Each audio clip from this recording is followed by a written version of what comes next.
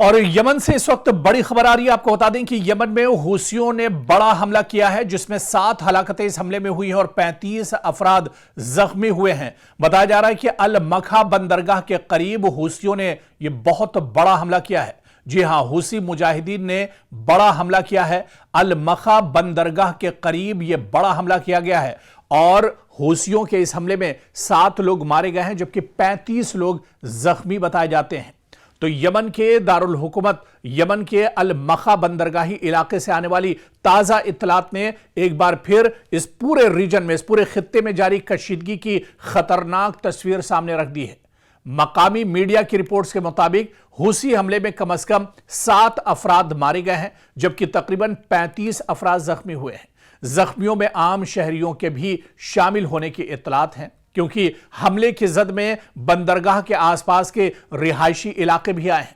لیکن اس حملے کو سمجھنے کے لیے سب سے پہلے یہ جاننا ضروری ہے کہ المخا آخر اتنا اہم کیوں ہے، یہ بندرگاہ آخر اتنا اہم کیوں ہے جہاں پر حوثی مجاہدین نے، حوثی لڑاکوؤں نے دراصل یہ حملہ کیا ہے۔ دراصل المخا، جسے انگریزی میں المکھا یا موچا کہا جاتا ہے، یمن کے مغربی ساحل پر بحیرہ احمر کے قریب واقع ایک اہم بندرگاہی علاقہ ہے اور اس کی جغرافیائی حیثیت اسے یمن کی جنگ اور بحیرہ احمر کی سیکیورٹی کے تناظر میں خاص اہمیت دیتی ہے۔ یمن کی بین الاقوامی طور پر تسلیم شدہ حکومت کی فوج نے اعلان کیا ہے کہ حملہ حوثی لڑاکوں کی جانب سے کیا گیا ہے۔ مقامی میڈیا نے طبی ذرائع کے حوالے سے بتایا ہے کہ حملے کے نتیجے میں تقریباً 35 افراد زخمی ہوئے ہیں۔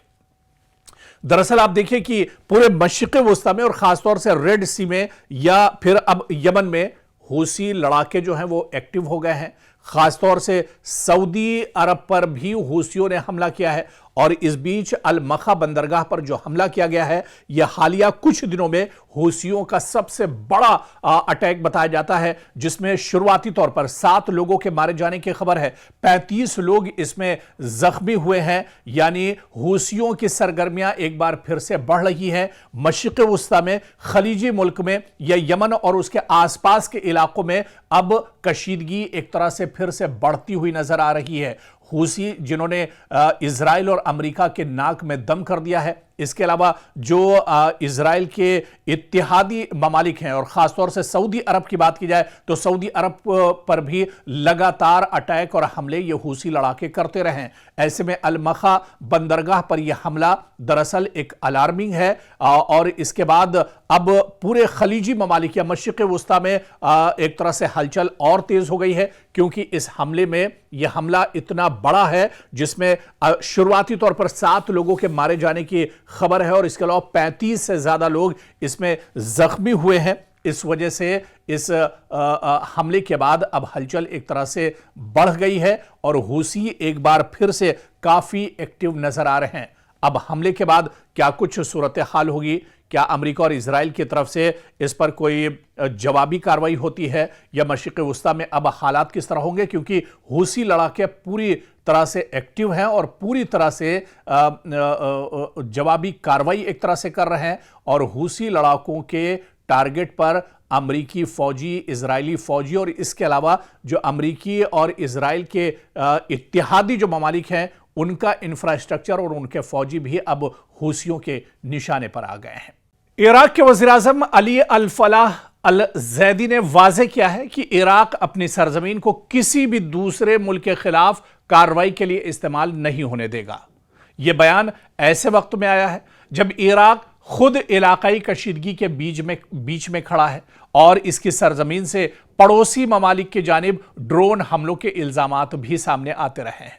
سوچئے، مشرق وسطی پہلے ہی کشیدگی، حملوں اور جوابی کارروائیوں کی زد میں ہے اور ایسے وقت میں عراق کہہ دے کہ ہماری سرزمین کسی دوسرے ملک کے خلاف کارروائی کے لیے استعمال نہیں ہوگی، یہ صرف ایک سیاسی بیان نہیں بلکہ بغداد کی جانب سے ایک اہم سیکیورٹی اور سفارتی پیغام بھی اسے سمجھا جا رہا ہے۔ عراق کے وزیراعظم کے دفتر کی جانب سے جاری بیان میں کہا گیا ہے कि इराक अपनी सरजमीन को दूसरे ममालिक को निशाना बनाने वाली कार्रवाइयों के लिए इस्तेमाल होने की इजाजत नहीं देगा। यानी बगदाद का बुनियादी मौक़िफ़ है कि इराक की सरजमीन से न किसी पड़ोसी मुल्क के खिलाफ हमला किया जाएगा और न ही इराक किसी ऐसी कार्रवाई का अड्डा बनने देगा जिससे खित्ते में मजीद कशीदगी पैदा हो। यह बयान इसलिए भी अहम है क्योंकि गुज़िश्ता दिनों सऊदी अरब की जानिब से इराक से आने वाले ड्रोन हमलों की शिकायत सामने आई थी। इराकी हुकूमत ने इन इल्ज़ामात की तहकीकात का हुक्म भी दिया था और कहा था कि अगर किसी इराकी फरीक के मुलव्विस होने का सबूत मिला तो कानूनी कार्रवाई की जाएगी। दरअसल इराक की जोग्राफियाई जो उसकी हैसियत है, जो उसका महल वक़ू है, जिस तरह से जहाँ पर वो एक तरह से है, उसकी जोग्राफियाई हैसियत इसे मशरिक़ वुस्ता की सियासत में इंतहाई हसास मुल्क बना देती है। एक तरफ इराक की सरहद ईरान से मिलती है, दूसरी तरफ सऊदी अरब और दीगर खलीजी ममालिक हैं, जबकि शुमाल में तुर्की और मगरिब में शाम वाक़ हैं। इसके अलावा इराक में मुख्तलिफ मुसल्लह गुरोह भी मौजूद हैं जिनके इलाकाई ताकतों के साथ ताल्लुकात रहे हैं। इसीलिए बगदाद के लिए सबसे बड़ा चैलेंज यह है कि वो अपनी सरजमीन को किसी बड़ी इलाकाई जंग का मैदान बनने से दरअसल कैसे रोके, क्योंकि इराक ये पैगाम देने की अब कोशिश कर रहा है कि हम किसी एक फरीक के साथ खड़े होकर दूसरे फरीक के खिलाफ अपनी जमीन इस्तेमाल नहीं होने देंगे। यही वजह है कि इराकी हुकूमत गुज़िश्ता कुछ अरसे से बार बार अपनी खुद मुख्तारी और इलाकाई सलामती पर जोर दे रही है। इससे पहले भी इराकी हुकूमत ने वाज़ेह किया था कि इसकी सरजमीन से पड़ोसी ममालिक के खिलाफ हमलों की इजाज़त नहीं दी जाएगी। अक़वाम मुत्तहिदा के रिकॉर्ड में भी इराक के इस मौक़िफ़ का जिक्र मिलता है कि वो अपनी सरजमीन से पड़ोसियों के लिए ख़तरा पैदा होने नहीं देगा।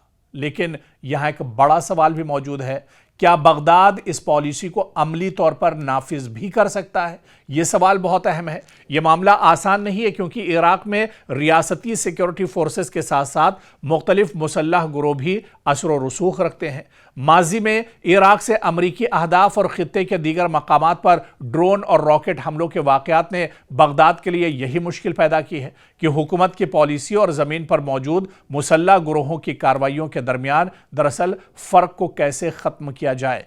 क्या यह सीधा सीधा इशारा है इराक का अमेरिका के लिए कि वो अपने अड्डे यहाँ से ख़त्म करे, अपने जिस तरह से वो इराक का इस्तेमाल ईरान पर हमले के लिए करता है, दूसरे और ममालिक पर हमले के लिए इराक का इस्तेमाल करता है। ऐसे में इराक ने अब ये इशारा कर दिया अमेरिका को कि अमेरिका अब इराक छोड़कर चला जाए और वो अब अपने मुल्क को किसी दूसरे मुल्क या पड़ोसी पर इस्तेमाल होने के लिए एक तरह से इजाज़त नहीं देगा। यानी एक बहुत बड़ा अमेरिका के लिए झटका है ये बयान। अगर आने वाले दिनों में इस बयान पर इराक में अमल किया जाता है तो एक बहुत बड़ा झटका मशरिक़ वुस्ता में अमेरिका को लग सकता है।